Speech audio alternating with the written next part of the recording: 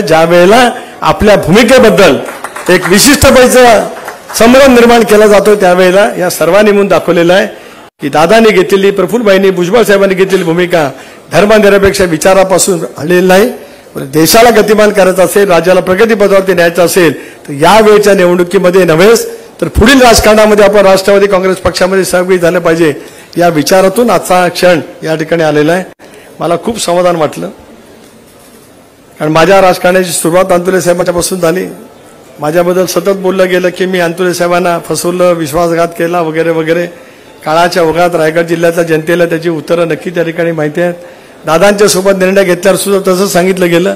पण आज मला प्रफुल्लभाई खूप अंतःकरणापासूनचं समाधान आहे. मी भावनिक आहे की आज साहेबांच्या घरातील दीर्घकाळ त्यांच्यासोबत सावलीसारखे वावरलेले त्यांचे मोठ्या भावांचे चिरंजीव आणि त्यांचे जावई मुश्ताकभाई अंतुले आपल्या सर्वांच्या साक्षीने राष्ट्रवादी काँग्रेस पक्षामध्ये प्रवेश करतायत. त्यांचा आपण सर्वांनी म्हणून या ठिकाणी काळाच्या गजरामध्ये या ठिकाणी स्वागत करूया.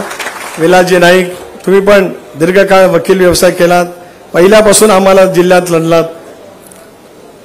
96ची अंतुले साहेबांची निवडणुकीचा निकाल सकाळी 7-8 वाजता लागला, त्यावेळेला ही इलेक्शन एजंट होती आनंद तरेची, आणि निवडणुकीचा निकाल 4 तास उशिरा लागण्यामध्ये आम्ही इकडे भांडत होतो आणि हे समोरून भांडत होते.